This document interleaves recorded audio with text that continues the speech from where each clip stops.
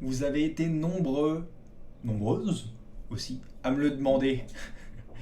Comment tu trades, comment tu fais, blablabla, blablabla. Donc je me suis dit que j'allais finalement faire une vidéo. Je vais essayer d'être concis. Je vais pas vous expliquer tout sur le trading parce qu'il y a déjà des vidéos sur le net. Je vous montrerai d'ailleurs des liens d'autres vidéos en description pour vous expliquer ce que c'est une bougie, etc.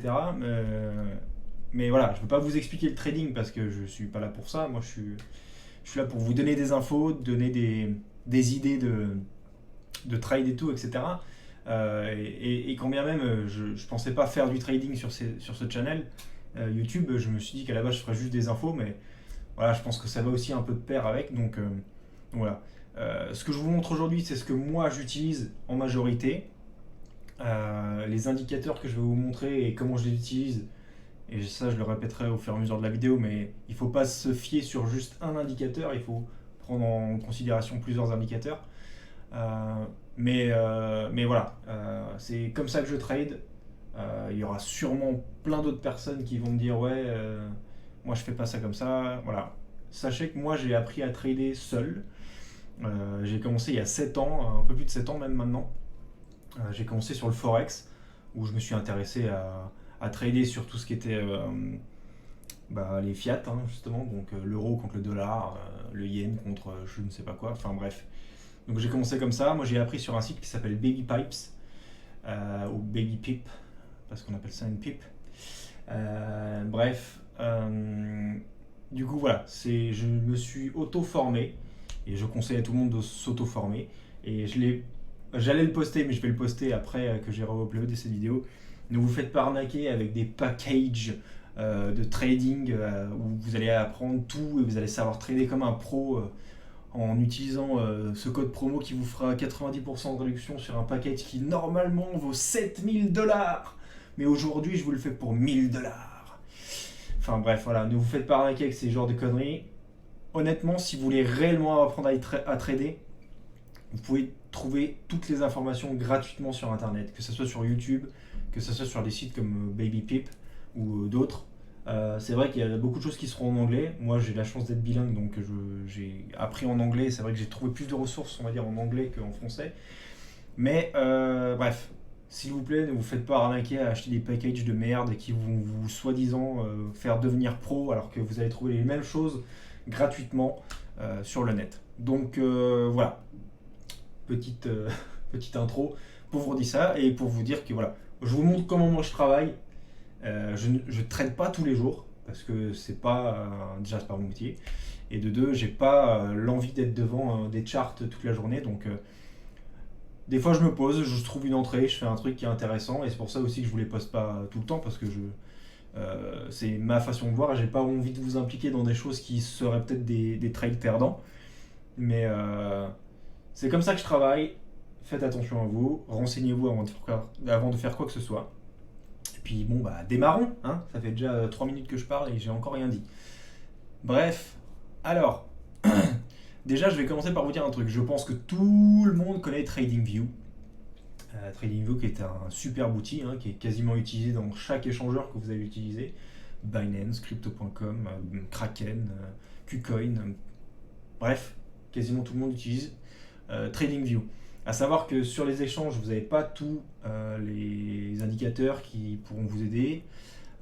Et si vous voulez utiliser TradingView et avoir plusieurs templates pour pouvoir avoir plusieurs stratégies ou avoir plusieurs charts qui sont ouverts en même temps, bah, il faudra payer. Sauf que moi, j'ai pas envie de payer, comme bien un grand nombre de personnes. Donc il y a deux solutions. Soit vous utilisez la version gratuite, où vous avez droit à, je crois, une semaine ou un mois, je sais plus maintenant, de premium gratuit. Et ce que je vous conseille de faire, c'est donc si vous ne l'avez pas encore fait, d'utiliser cette version gratuite premium sur le temps que vous pouvez le faire, 7 jours, et de faire un chart où vous allez pouvoir mettre tous les indicateurs que vous voulez mettre. C'est-à-dire que par exemple là j'ai des trucs basiques, hein, ce que je vous montrais tout à l'heure, mais de prendre tout ce qui pourrait être intéressant pour vous, de les mettre sur votre chart et de les enlever ensuite à l'aide du petit œil qui vous permet d'enlever et de mettre des informations sur les charts. Mais comme ça, si vous avez un template, si vous avez une charte avec tout par exemple surtout le Bitcoin par exemple, avec tous les indicateurs, ça vous permettra de, même si effectivement votre code premium s'arrête, vous allez pouvoir regarder cette charte avec tous les indicateurs et histoire de gratter des thunes. Sinon, vous avez la deuxième option, chose que je fais moi, j'utilise un site qui s'appelle charts.cointrader.pro où ça vous permet d'avoir une grande majorité, il n'y a pas tous les indicateurs, mais ça vous permet d'avoir une grande majorité des indicateurs et surtout les plus utiles, on va dire, gratuitement. Donc voilà, évidemment, je vous mettrai le lien en description. Ça ressemble comme deux gouttes d'eau à TradingView, hein. Mais voilà, moi personnellement, c'est ça que j'utilise.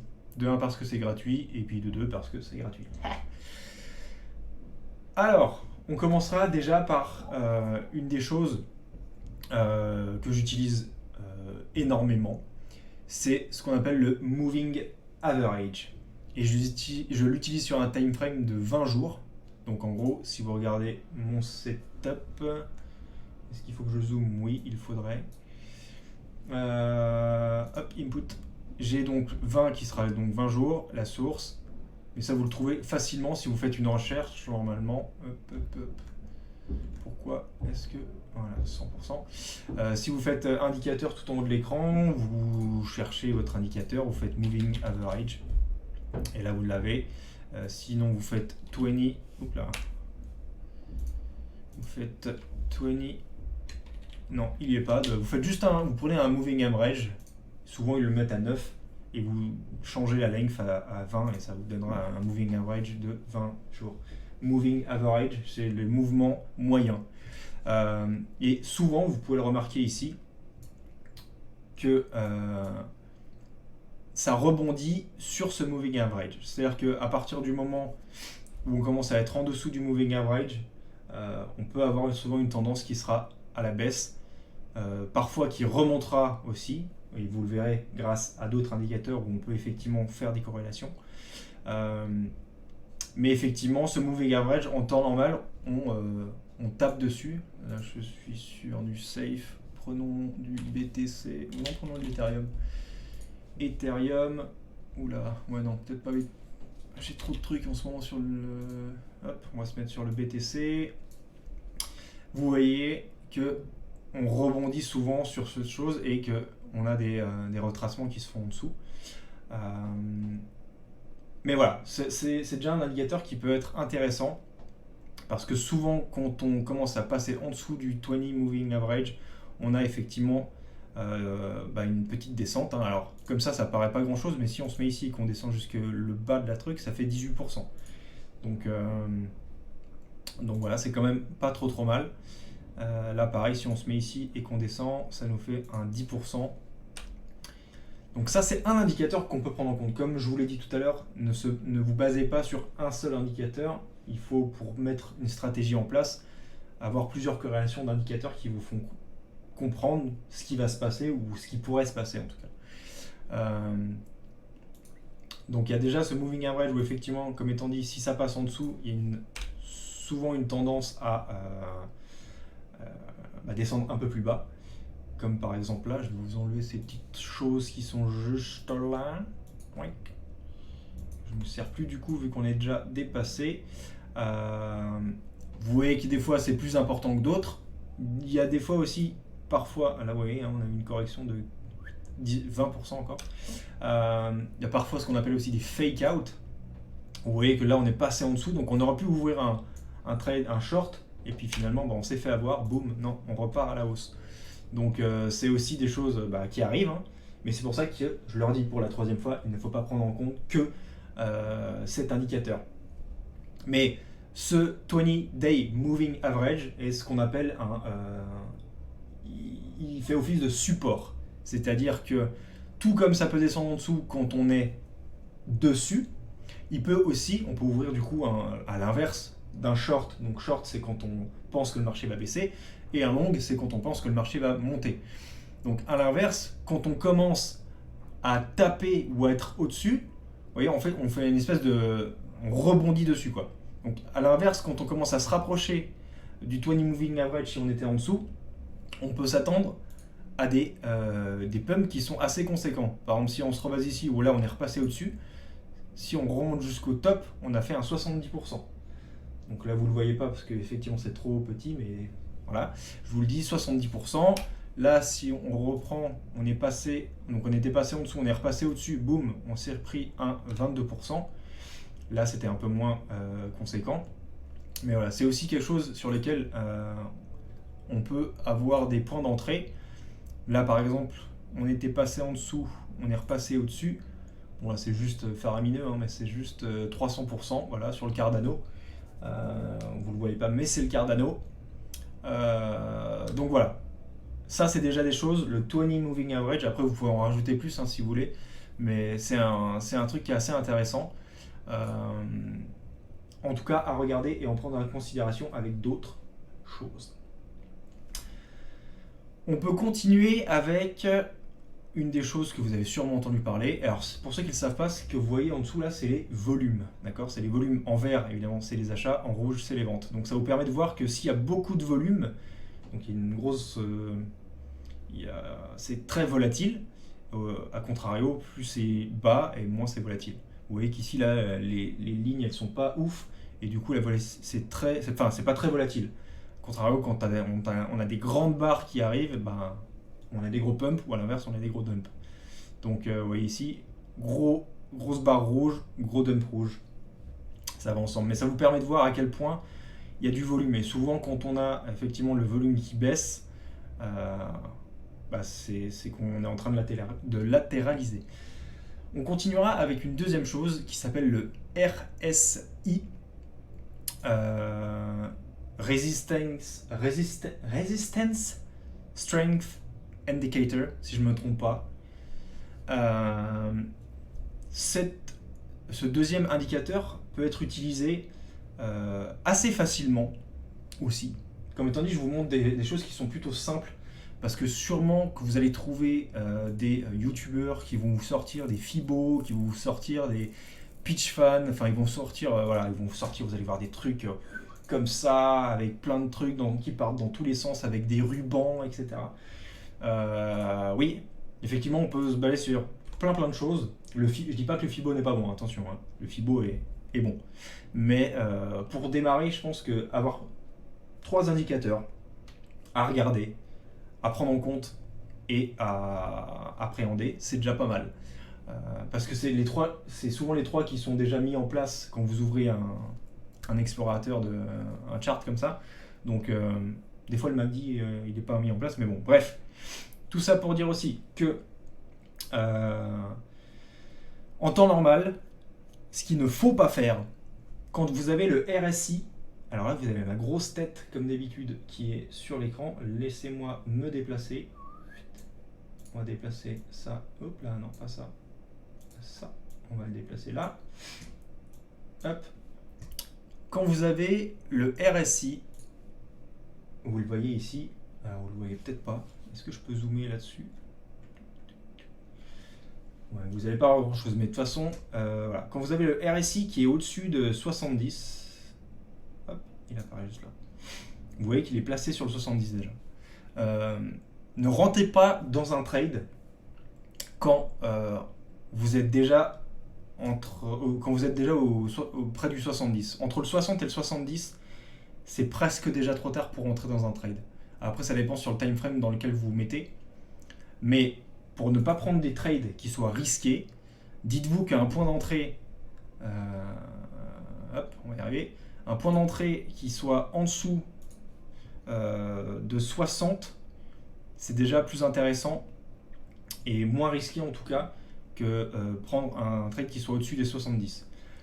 Et vous le voyez ici, hein, quand on part sur des pics, rares sont les fois où ça ce qu'on dit sustain, quand ça continue à perdurer au-dessus des 70. Donc si maintenant vous vous dites, alors je sais pas, je vais prendre une connerie ici là, vous vous êtes dit le 6 janvier 2021, laissez-moi me mettre ici, le 6 janvier 2021, vous êtes dit, c'est en train de pumper de ouf, il faut que je rentre. Vous regardez le RSI, vous dites, ouais, on est déjà sur les 86 de RSI, c'est peut-être pas le moment de rentrer. Certes, si vous étiez rentré le 4, on était déjà, vous allez me dire, on était déjà à 71 et ça a encore monté jusqu'à 80, mais c'est quand même risqué. Alors que si vous étiez, par exemple, le 2 janvier sur un RSI à 50, 69, donc en dessous des 60, vous aviez toute cette marge qui était bonne à prendre. 43%, c'est pas mal. Donc, se dire que prendre un trade au-dessus de 70 de RSI, c'est risqué. Donc, c'est aussi une chose à prendre en compte. Et que souvent, quand on est au-dessus des 70, ça annonce un crash plutôt imminent. Vous voyez qu'ici, à chaque fois, on a des crashs qui sont assez balèzes. Plus ou moins, hein, là vous allez me dire c'est un peu moins balèze, mais ça reste quand même plutôt balèze. Là, on a eu la chance d'avoir, bon c'est le mois de février, hein, c'était assez virulent. Ça a été au-dessus de 70 pendant un sacré moment, et puis boum, on est retombé. Ça arrive pas tout le temps, vous voyez, hein. Là on est arrivé sur du 64, on a failli taper le 70, et c'est pour ça que je vous ai dit en dessous de 60, c'est quand même déjà moins risqué. Entre 40 et 60, ça peut être bon à prendre. Comme étant dit, il ne faut pas prendre que cet indicateur en considération, parce que si maintenant vous me dites, voilà, je suis rentré à 54, le RSI était à 54, là, et en plus il y avait un pump qui était en train de se faire, je suis rentré, finalement, non, ça c'est latéralisé. Eh oui, ça c'est latéralisé, effectivement. Ce qui n'empêche pas que si vous étiez resté ouvert, par la suite, vous avez eu cette remontée qui a été faite. Vous avez vu qu'on a dépassé les 70, vous avez clôturé votre trade, vous avez bien fait, parce qu'après, boum, on est retombé.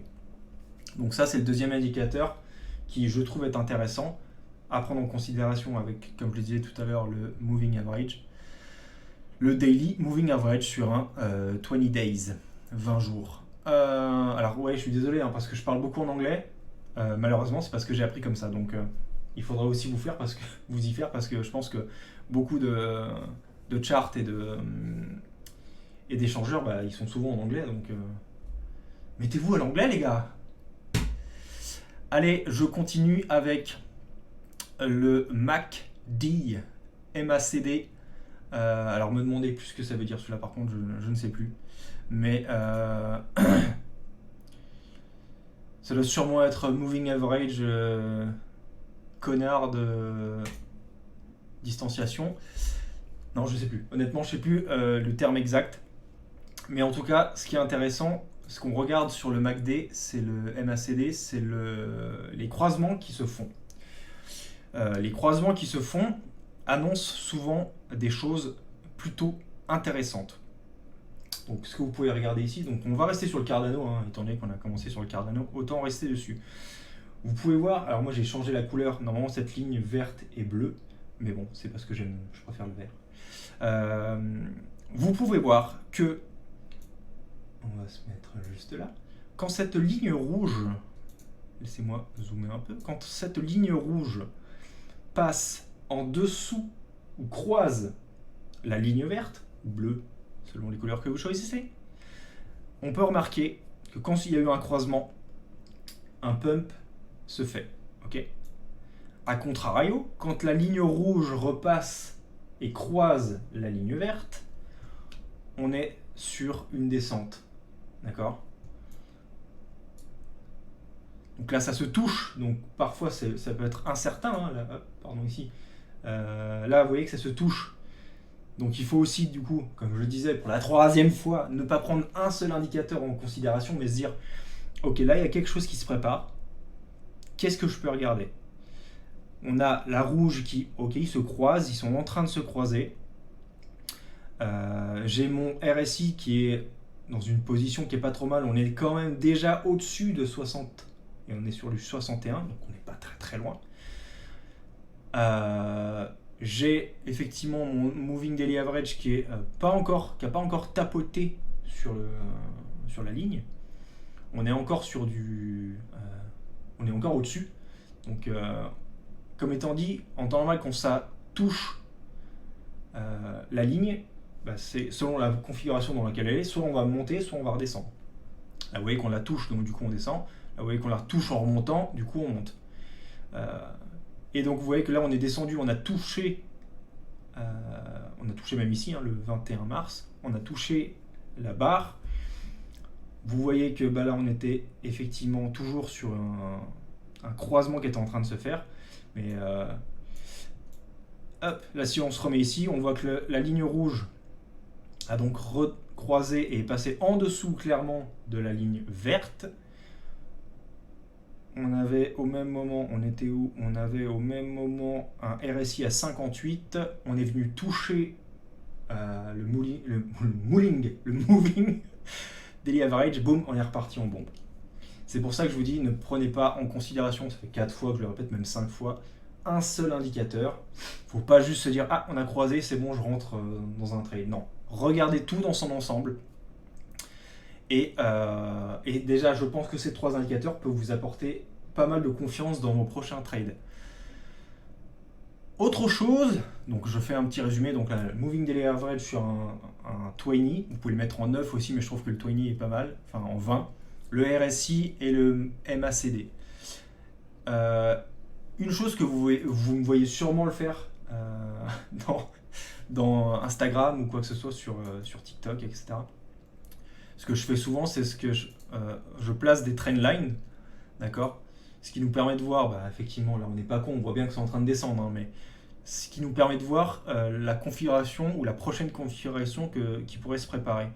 Et donc, souvent quand on voit, hop là, on pourrait descendre encore un peu plus ici, on voit que la trendline, elle est donc comme ça. Est-ce que je peux zoomer?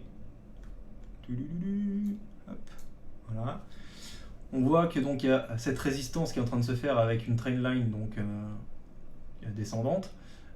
Et souvent quand on casse cette trendline, alors là elle est mal placée, mais si je la mets comme ça, tac. Quand on casse cette trendline, eh ben, c'est aussi parfois synonyme, selon le sens dans lequel on la casse, hein,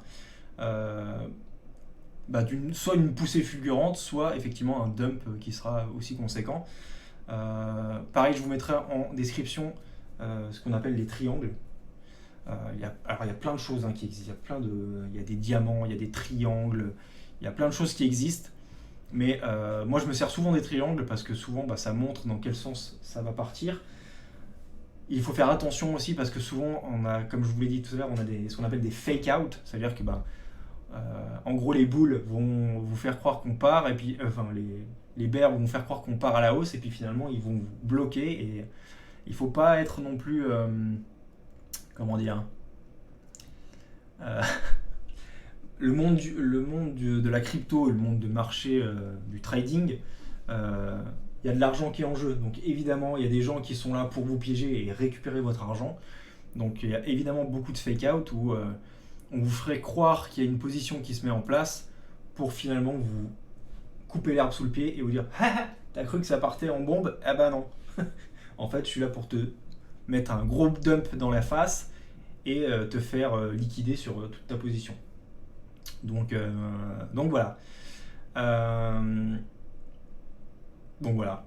Je trouve qu'il y a déjà pas mal à apprendre sur ces modèles-là. Comme étant dit, il y a plein de configurations qui sont possibles. Là, vous voyez, pareil, on avait une trendline qui s'était basée. Alors, j'étais peut-être plutôt sur du 1 heure, je pense. Tac. Ouais, on était ici. Ça fait bizarre, mon écran il est tout zoomé. Ouais, vous voyez, des fois il y a des choses qui se mettent en place et puis finalement c'est pas forcément ce à quoi on croyait. Mais là où vous voyez qu'on était passé en dessous de la trendline des 20 et du coup on est parti en méga dump. Alors là évidemment c'était le 18 avril, c'était quand la Chine effectivement a eu un gros problème et qu'on avait eu un super dump de la mort. Donc évidemment le marché crypto et le marché du trading en général, il évolue par rapport aux personnes qui achètent et qui vendent, mais il est aussi basé sur l'économie mondiale. Donc ce qui se passe dans les news et ce qui se passe en temps normal peut affecter le marché. Donc. Et c'est pour ça que le trading c'est très très dur à gérer et surtout c'est toujours le marché qui gagne parce qu'il y a tellement de facteurs qui sont pris et à prendre en compte que c'est un jeu risqué malheureusement. Donc c'est pour ça aussi qu'en temps normal et quand j'ai ouvert ma chaîne j'étais plus parti sur l'idée de vous montrer des news qui peuvent être importantes et plutôt investir que de faire du trading. Mais le trading fait aussi partie du monde de la crypto, donc c'est aussi important de vous le montrer. Vous voyez, comme je vous le disais tout à l'heure, on repasse la barre, boum, on est reparti en bombe, on retouche la barre, boum, on redescend. Là, un petit fake out. On a cru qu'on allait repasser, mais après, voilà, si on avait placé des lignes, hop là, on avait placé des lignes, on aurait pu se rendre compte que finalement c'était pas tellement ça. Bon là je suis pas effectivement dans la bonne configuration, mais c'est pas grave. C'est grossier, on s'en fout. Mais voilà. Là vous voyez qu'on était repassé dessus, on était repassé en dessous. Voilà. C'est quand même des indicateurs qui sont importants. C'est les plus basiques on va dire. Donc peut-être que j'apprends rien aux personnes qui sont en train de regarder cette vidéo. Mais voilà, j'ai eu beaucoup de gens qui m'ont demandé comment moi je tradais. Je ne trade pas tout le temps. Et aussi, je voulais vous parler d'une dernière chose parce qu'on me l'a demandé. On m'a dit quels effets de levier tu utilises. Alors, quel effet de levier j'utilise? Ça dépend.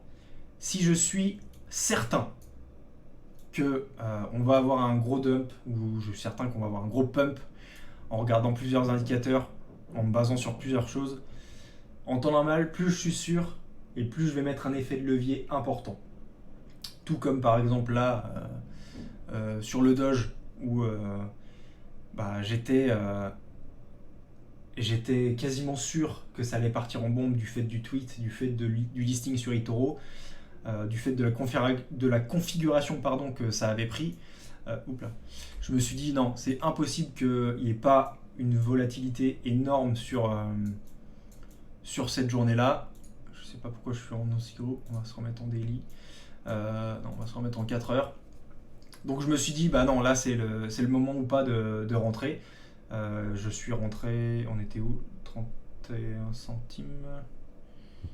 Ah oui, on est sur du 4 heures, pardon. Donc ouais, je suis rentré sur du 31 centimes et encore plus bas, 32. On était là. Donc voilà, j'ai eu cette magnifique courbe en x20 pour les gens qui seraient intéressés. Et j'étais effectivement en cross margin. Alors, pareil, qu'est-ce que c'est le cross margin? Qu'est-ce que c'est le margin isolé? Pour faire simple, et pareil, je vous mettrai en description des vidéos d'autres youtubeurs qui expliquent les choses, qui vous le montrent en détail, qui vous font des trades en même temps qu'ils expliquent. Le margin, en gros, c'est le fait de pouvoir utiliser plus d'argent que vous n'en ayez en utilisant ce qu'on appelle un effet de levier. Donc c'est ce que j'étais en train de vous dire à l'instant. À titre d'exemple, sur le Dogecoin, j'avais mis une somme que j'avais multipliée par 20 et donc évidemment le 1% était égal à 40%, voilà. Et au fur et à mesure du mouvement qui se faisait sur la courbe, ça a été multiplié par 20, tout simplement. Mais une chose que souvent les gens ils oublient, parce qu'on pense toujours dans le positif quand on trade, on se dit putain, je mets tant d'argent et ça monte de tant de pourcents fois 20, du coup, ça me rapporte tant. Oui, mais dites-vous bien que si vous pensez que ça va partir à la hausse, imaginez que vous étiez ici, en configuration ici, que vous étiez rentré ici, donc sur on est quoi sur le Dogecoin à 50, alors vous étiez ouf, si vous étiez rentré à 60 centimes déjà, si vous étiez rentré, à 57 centimes, que vous étiez dit, c'est bon, c'est fou, on est parti là, vous étiez rentré à 57 centimes x 20, avec je ne sais pas 100 balles par exemple, là, en quelques secondes, vous avez tout perdu. Parce que 4 heures plus tard, du coup, on était retombé jusqu'à 51. Donc là, votre liquidité, elle n'était pas assez grande pour pouvoir combler le manque. En gros, la différence entre le cross margin, en fait, ça va utiliser tout votre portefeuille sur le portefeuille margin pour effectivement combler le trou si jamais il y a une perte qui est en train de se faire. Jusqu'à ce que votre porte-monnaie soit vide. Alors que si vous faites une trade en margin isolé, vous pouvez dire je n'utilise que par exemple sur mon portefeuille de 1000 euros, je n'utilise que 100 euros. C'est-à-dire qu'à partir du moment où vous allez être en deçà de 100 euros, la trade va se closer, va se fermer. Donc on va dire que pour démarrer, il est plus conseillé d'utiliser de l'isolé de façon à ne pas perdre votre portefeuille en 3 secondes. Parce que sinon effectivement vous allez perdre très vite votre portefeuille et vous allez être dégoûté. Et voilà. Perdre des trades, c'est normal en fait. Hein. Je ne gagne. On va dire que si déjà une personne vous dit qu'elle est sur un taux de réussite de 50%, c'est déjà bien. 70%, c'est quasiment de l'extrême. Donc les gens qui vous prédisent qu'ils sont juste à 80%, voilà quoi. Mais juste ce qu'il faut se dire, c'est que quand vous rentrez dans un trade, soyez sûr de ce que vous faites. Mettez bien un SL et un TP. SL, stop loss, TP, take profit. Et il faut toujours que votre... Alors là, vous avez par exemple des choses qui vous permettent de vous calculer votre stop loss et votre take profit. Mais il faut que votre stop loss il soit sur du 1 à 2%, surtout si vous démarrez. Évidemment, le take profit, vous pouvez le mettre en plus haut. Hein, mais des fois, on voit l'inverse. C'est-à-dire que les gens, ils se mettent un stop loss parce qu'ils n'ont pas envie de perdre, ils sont en train de perdre, du coup, ils se mettent un stop loss plus grand. Mais ils se mettent un take profit à 2%. Non, les gars, il faut que ça soit dans l'autre sens. Il faut se dire que si vous vous êtes trompé dans votre trade, clôturez assez rapidement votre trade pour ne pas perdre de l'argent. Parce que, et c'est souvent le cas quand on démarre, hein, on se dit non, mais là j'ai dû me tromper, mais je sens que ça va repartir. Et du coup, ils agrandissent leur stop loss, ils agrandissent, puis finalement le portefeuille il est fermé parce que vous êtes liquidé, vous n'avez plus d'argent. Donc pensez bien à mettre un stop loss et à manager votre argent correctement. Vous mettez un stop loss à 2%, c'est déjà pas mal, hein, parce que si vous êtes un stop loss à 2% avec un leverage à x20, ça représente beaucoup d'argent. Donc même 1%, c'est déjà pas mal. Si vous vous êtes trompé dans votre trade, c'est pas grave, ça arrive, hein, ça arrive à tout le monde. Donc voilà. Bref, mettez bien des stop loss et des take profit, histoire de ne pas vous cramer, surtout si vous lancez des trades et que vous n'êtes pas forcément devant votre ordinateur en permanence, ou devant votre téléphone. C'est super important. Donc voilà, ça c'est ce que je voulais dire aussi.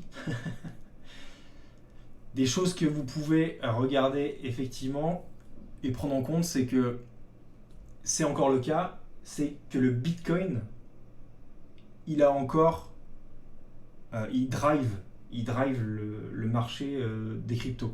C'est-à-dire que si le Bitcoin pump, et ça je pense que vous êtes au courant, hein, que le Bitcoin pump, une grande majorité des alts vont suivre aussi. Et s'il dump, malheureusement, il va aussi dumper. Les autres vont aussi dumper. Il y a aussi des fois des divergences qui sont, hein, mais c'est vrai qu'en majorité quand même, c'est le Bitcoin qui a la main sur le marché. Et même si on voit de plus en plus que la dominance du Bitcoin est de moins en moins importante, il a quand même une grande majorité d'importance sur le truc, quoi. Donc voilà. Là, vous voyez la dominance, non, vous ne le voyez pas parce que de nouveau ma tête est devant. La dominance du Bitcoin, elle est à 45%. Donc certes, elle a énormément baissé depuis le début, mais voilà. Voilà. Je pense que je vous ai quasiment dit tout ce que je voulais vous dire. Ça fait déjà 33 minutes que je parle. Pour résumer, je vous ai montré les 3 indicateurs que moi j'utilise. Avec ça, j'utilise effectivement des triangles pour savoir à peu près, avoir des idées dans quel sens ça pourrait partir, en plus des indicateurs que j'utilise déjà. Formez-vous avant d'entrer dans un trade. J'ai des gens qui m'appellent, qui me disent « Ouais, explique-moi comment on fait des trades avec du leverage. J'ai envie de tester, je démarre et tout. » Non, wow. Déjà, commence à trader sans du leverage, sans faire du borrowing et voilà. Commence à faire des trades avec ton propre argent, sans multiplier par je sais pas combien, parce que vous allez voir que vous allez perdre de l'argent déjà, ça c'est sûr, hein, malheureusement, c'est le jeu, ma pauvre Lucette.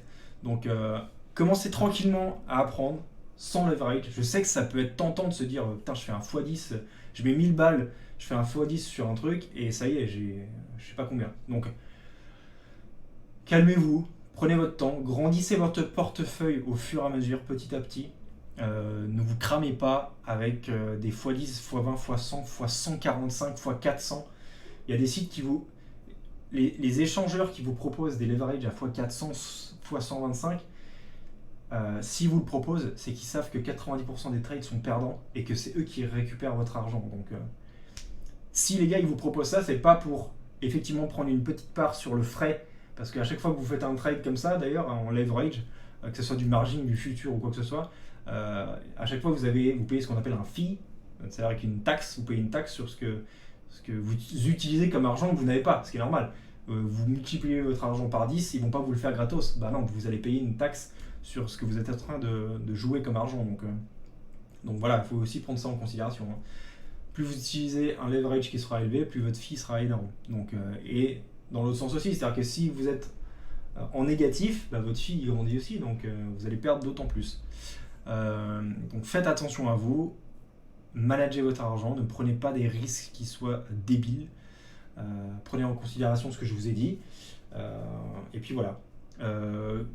Chose que je voulais dire encore pour terminer, parce qu'on me l'avait demandé, mais pareil, je vais vous mettre une vidéo qui expliquera bien mieux et en détail ce que c'est, parce que j'ai pas envie de faire une vidéo de 1 heure. Mais comme je vous disais, le margin, en gros, c'est d'utiliser des effets de levier. Hop. Je crois que je l'avais ici. Yes, je l'ai là. Donc ici, en fait, vous voyez que sur le margin, le margin et le futur, en fait, la différence, c'est que c'est deux marchés différents. Vous avez le marché, le spot, et vous avez les dérivatives. Vous avez effectivement des effets de levier dans les deux. Vous avez aussi le cross et l'isolé. Et hop, où es-tu? Là. Là, quand vous faites un effet de levier sur un margin, donc vous multipliez votre argent, il y a le borrow. Alors c'est pas sur tous les sites, et c'est pour ça que moi j'utilise Fimex, parce qu'il n'y a pas cet effet de borrow et d'emprunter et de rendre l'argent. Ça se fait automatiquement. Donc ça c'est un truc que j'apprécie sur Fimex. Et à contrario sur le futur ça se fait pas parce que ça marche autrement. C'est des dérivatives, c'est des contrats, donc ce qu'on appelle les perpétuels, où en fait vous prédisez le prix de telle crypto à telle date, à tel prix. Donc c'est deux marchés différents. Personnellement, j'utilise pas le futur. Comme étant dit, je vous mets une vidéo de Crypto Million, si vous ne connaissez pas, il fait des bonnes vidéos qui expliquent comment ça fonctionne et comment trader. Bref, j'espère que cette vidéo vous aura plu, j'espère que je vous ai pas cassé le crâne. Et puis merci en tout cas à tous ceux qui me suivent. N'hésitez pas à me suivre sur les réseaux TikTok, Instagram et Twitter. A plus, ciao.